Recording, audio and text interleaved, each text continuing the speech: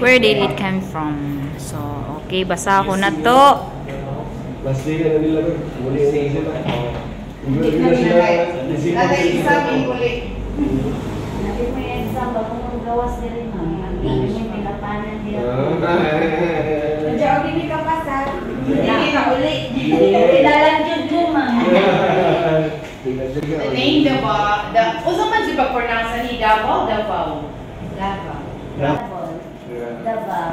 Davao, native pronunciation. Davao. Anong values for mo sa Davao? Okay, yan sa tamang. Pwede na kumagay. Afternoon, Mabuhay o Mataya. Welcome to Masaya Dabawenyo. So, this is a free museum for the city. Oh. Okay. So, sulod po sa Kanindot. okay. Nice one. I-explain na ko ang mga tribo diri sa Davao. So, kinsay first time diri sa Davao? Kami. First time lagi may kabalo ba ka man pag first time ka libre na mo ang ang durian. Yes! Lagi sam. Malipay mo. Basta kabulay mo sa no. Okay. So, unsa mga tribo ma'am? Christians mo, sir? Yes. Okay. So, diri sa Muha, namin ginatawag na 11 ethno-linguistic tribes here in Davao. So, we have two groups, the non-Islamites and then the Islamized group. So, the non-Islamized mo, itong ginatawag ng mga Lumads or the indigenous people living here in Davao. So, itong mga Lumads na mo, itong mga Matigsalok, Nagabawa, Ubumanubo, Bagoboklata, and then Hata tribes. So, 5% is coming from the native people here in Davao. And 15% is coming from the Muslim tribes here in Davao. So, most of the tribes nato diri, they were politically appointed by our former President Rodrigo Duterte. So, for the tribes po, naa sila representative as Deputy Mayor. Sir, as the spokesperson naman. Upon whatever the concerns, dito sila magduol sa Deputy Mayor, and then the Deputy Mayor na lang po ang mag-translate to the city government na. Okay? So, only here in Davao lang po, kasi mostly sa mga visitors namin diri, when we say about that, kasi po, wala po kami discrimination dito. So, dito po, 15% from the Muslim, 5% from the native, and 80% po dito yung Christians. So, majority namin dito yung Christians. So, 80% po tayo. Okay? So, this one naman po, sino daw kamukha nga? Coco Martin. Coco Martin. Looks like Coco Martin. But this is not Coco Martin. This is Mayor Elias B. Lopez. The first Bagobo Mayor namo diri sa Davao with the full blood. But he is not related in Lopez in Manila. Taga Davao po siya. He is also a lawyer by profession. Product po siya ng UP Diliman. And father of Kadayawan Festival. So, unsay festival sa Leyte? Amo makrohon manhaon. Amo makrohon manhaon amo. Ang amo diri ma'am, duha among festival diri sa Davao. So March 1 is Araw ng Davao, and then August 16 is Kadayawan Festival. But mostly tourists came here in Davao during August. Kasi po ma'am, abundant po ang Davao sa mga putas. Like mga durian, mangosteen, pomelo, mara. So, bountiful harvest po ang Davao.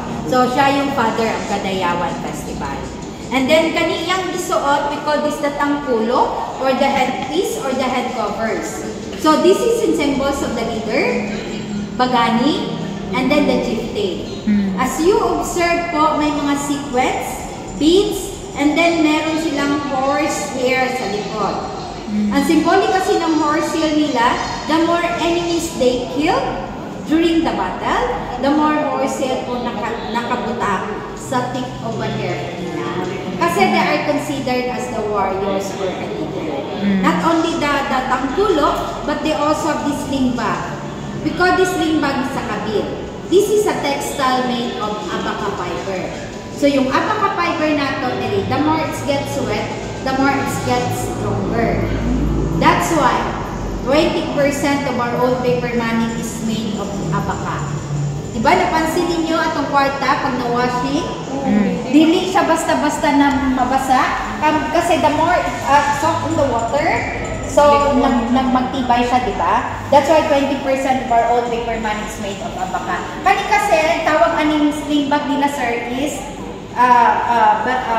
kabil or bedded sling bag. Kani ginagamit nila for the long journey. Kasi inside of this sling bag, naa sila nakabutang katong betel-nut with or the betel-nut chew. Atong ginatawag nato og nganga or the mama. Anong ginagamit nila ni for the long journey? Kasi ang nganga or mama manggod replace as tobacco or cigarette sa ilaha. That's why ginagamit nila for the long journey. Okay? So, mao na ilang sling bag. Instrument. So, this is used by the native people. So, we call this the saluroy. This is their bamboo guitar used during courtship. So, ang ginagamit ani sa mga native, mostly sa mga native people. And then they also have this palindag. This is their flute. Ginagamit nila for lamentation or during sadness. So, pag naay namatay sa ilaha or during sad, ginagamit nila ang flute or tawag sa ilaha is palindag. So, mao na ilang musical instrument. Okay? Sa ilang butangan nila nganga or damama. And then, the barong and the kris, barong and scabbard, ginagamit for farming tools. And then the kris is a sword or a weapon naman po nila. So makita ninyo mostly sa mga kris, di ba, na asya murag naga-wave ang ilahang ilang kris. Okay. So this one, they also have this, so ginagamit also during the wedding. So, mostly, makita ninyo sa mga royal family. Kabalo ba mo, ma'am, sir, na diri ninyo ma-distinguish or ma-differentiate pag paano daw mabalaan pag ang babae during the wedding, paano nimo mabalaan pag single or married na daw ang isang babae? So, once daw, ang babae daw, pag naglingkod sa wala mabahin, and then iyang hair nakapunitel sa wala, meaning to say, single pa po siya. Okay? So, pag married or taken na po siya, nasa right side na po siya. Kasi, ang babae daw, kung tuo mo, babae daw is always on the right. Is always on the right daw siya. Pwede mong kalikod, no? Unya nga, pwede. Okay? And then, stalam or food tray. So, siya naman sa ilang food tray, ginagamit also during the wedding. So, mostly, naa sila occasion, like the Thanksgiving, rituals, or wedding ceremony, ginagamit ni siya. Dili ng food tray na ginagamit sa mga waiter. Kani siyang food tray nila, ma'am, ginabutang sa tunga, and then they sit aside, and then ang ilang pagkaon ginabutang sa bowl, and then kuha lang sila.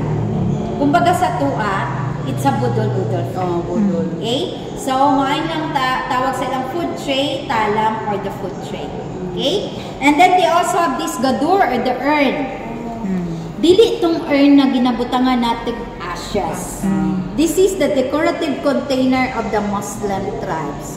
So, one of the traditions sa mga Muslim, pag inaasawa ni mo itong mga babae came from the royal family, you have to give something to the girl.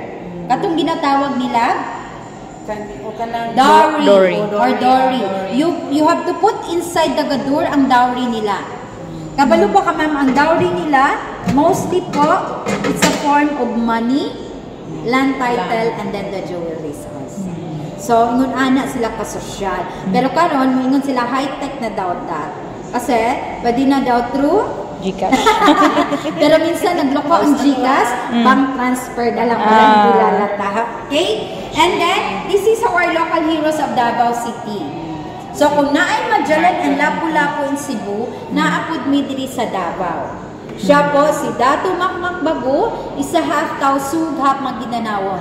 He is the ruling chieftain of Undivided Davao. Undivided Davao, ma'am, kasi po, hindi pa po na-divide ang Davao into 5 provinces. So, gihati ang Davao into 5 provinces, mauna itong Davao del Sur, del Norte, Oriental, Davao de Oro, and Davao Occidental. But geographically speaking, we're under the province of Davao del Sur.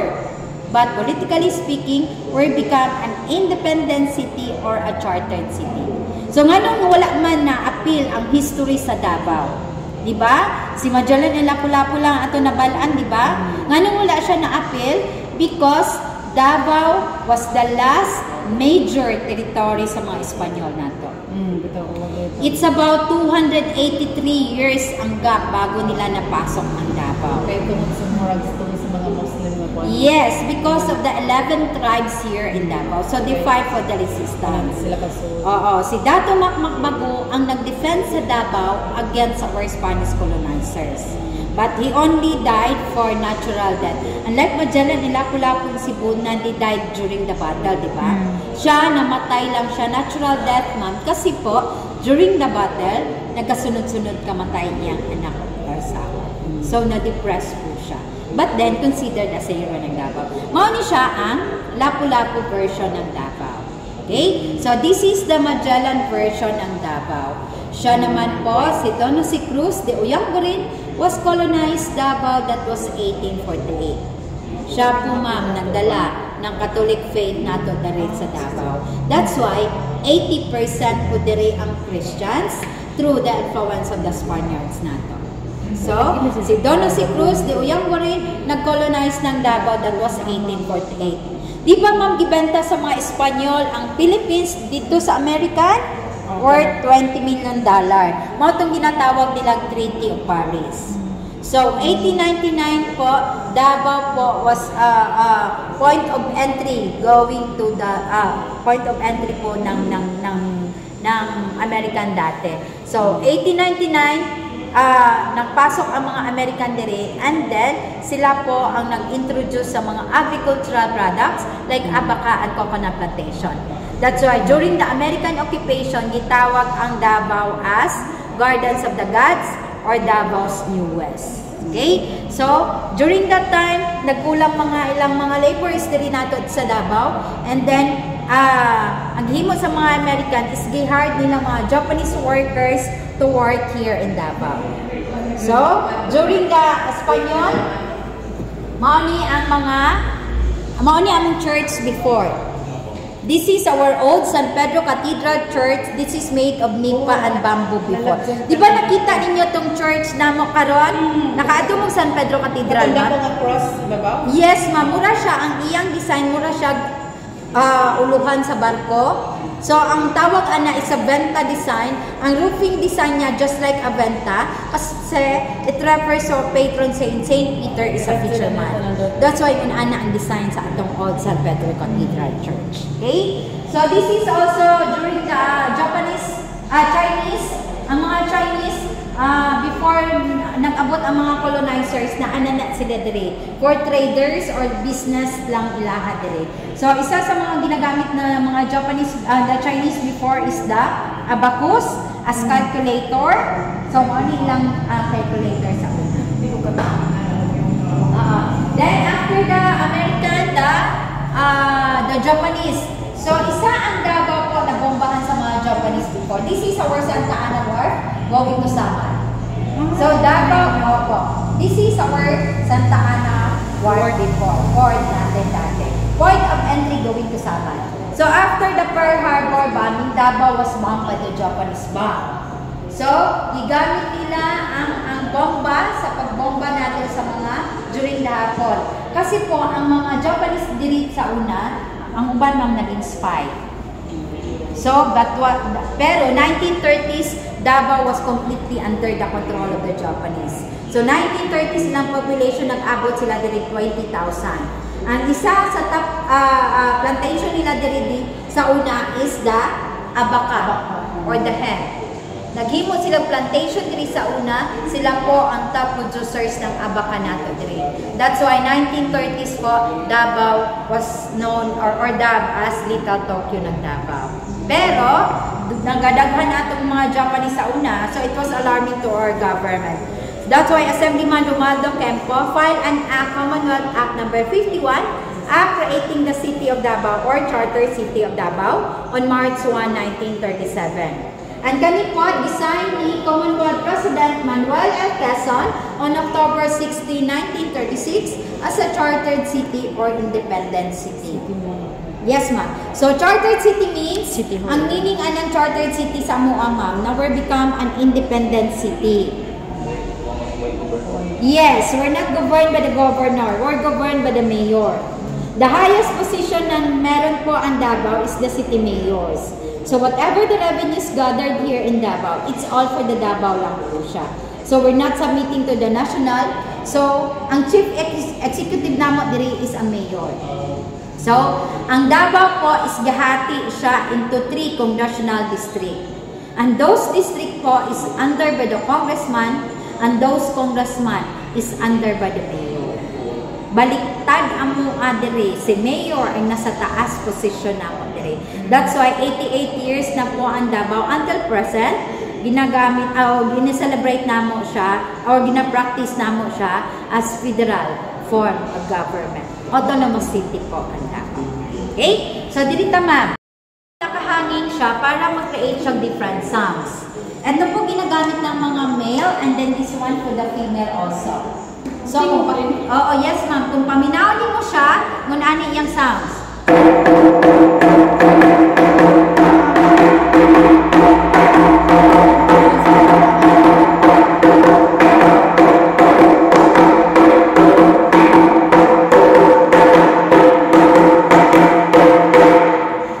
Okay?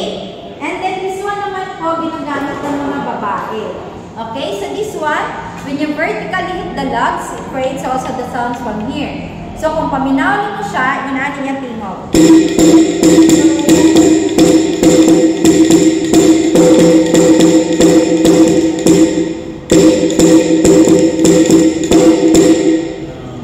Okay, to experience the, para na ay cultural immersion, I need 4 girls.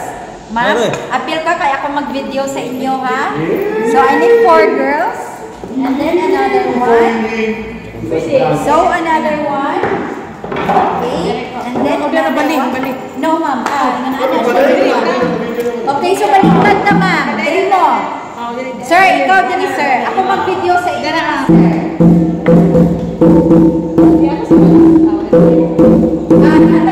Sir, gusto mo mag-join, sir?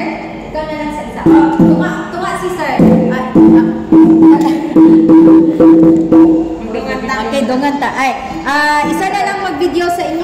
Ano na lang, ma'am, para naamoy kuan. Ma'am, dito ka, ma'am. Sako. Dito ka, ma'am. Diri ko.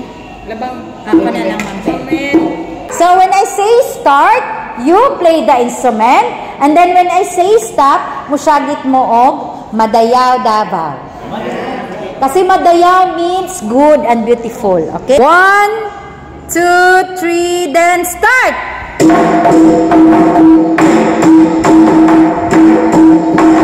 Faster!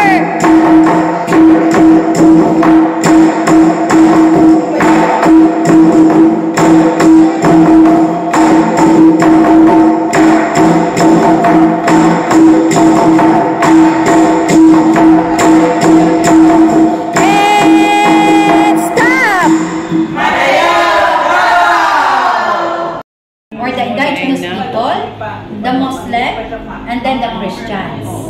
5% from the native, 15% from the Muslim, and 80% from the Christians. So, ma-differentiate mo lahat ng mga tribes ko. Kasi like mga Lumads, they have their own geometrical designs, colorful designs, and then meron silang mga beads, and then the sequence. While the Muslim naman po, yung tinatawag nilang Ukir designs or curvilinear designs. And then the Christians represents as cross. Kung inyong tanawon sa layo, they share tradition and practices, we're still united as one. So we live harmoniously here in Davao. And that's because this the tribe people of Davao that symbolizes the 3 people living here in Davao. Because here in Davao City, diversity is our beauty. Okay? So